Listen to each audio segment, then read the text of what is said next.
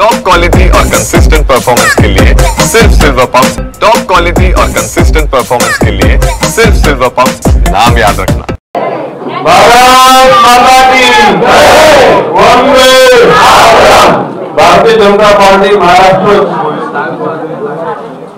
पक्ष प्रवेश आपले प्रदेश अध्यक्ष रवींद्रजी चव्हाण यांच्या नेतृत्वाखाली माजी खासदार आणि माजी मंत्री जगन्नाथ पाटील, माधुताई नाईक, उत्क्रांती पाटील यांच्या उपस्थितीमध्ये माननीय रवींद्रजी चव्हाण यांच्या शुभ हस्ते श्री नंदू म्हात्रे, जितू भोईर, हनुमान भोईर, हर्षदा भोईर, हृदया भोईर या डोंबिवलीमधील अतिशय कष्टाळू आणि काम करणाऱ्या नगरसेवकांनी आज भारतीय जनता पक्षामध्ये प्रवेश केलेला आहे। भविष्यकाळी ठाणे जिल्ह्यामध्ये भारतीय जनता पक्ष निश्चितपणे एक नंबर राहणार आहे, याच्याविषयी कुठल्या ज्योतिषाची हात बघण्याची गरज नाही। आता ठाणे जिल्ह्याचा पूर्वीचा पालकमंत्री आणि आता पालघरचा पालकमंत्री म्हणून नवी मुंबई भाईंदर येथे भारतीय जनता पक्षाच्याच नेतृत्वाखाली त्या ठिकाणी महापौर पद आहे।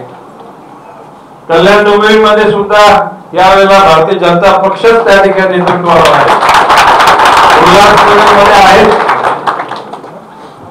कल्याण ग्रामीणची जिल्हा परिषद, ठाणे ग्रामीणची जिल्हा परिषद, पालघरची जिल्हा परिषद, विरार वसई महानगरपालिका, एकूणच रवींद्रजी चव्हाण यांच्या नेतृत्वाखाली त्यांनी सगळ्यांना कनेक्ट केल्यामुळे एक कार्यकर्त्यामध्ये उत्साह निर्माण झालेला आहे।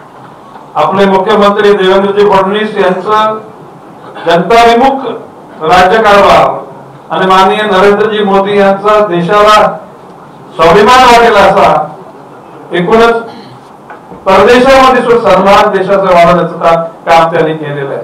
आणि अशा परिस्थितीमध्ये दररोजच रवींद्रजी चव्हाण यांच्या नेतृत्वाखाली आणि असंख्य पलीकडच्या लोकांचा प्रवेश भारतीय जनता पक्षामध्ये होणार आहे।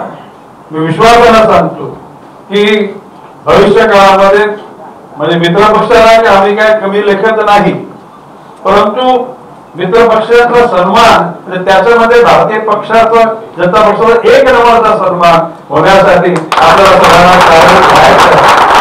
आता रवींद्रजी चव्हाण तुमचं स्वागत करतीलच, पण मला या स्वागताने आनंद वाटलेला आहे। एवढंच सांगतो, थांबतो। जय हिंद, जय महाराष्ट्र।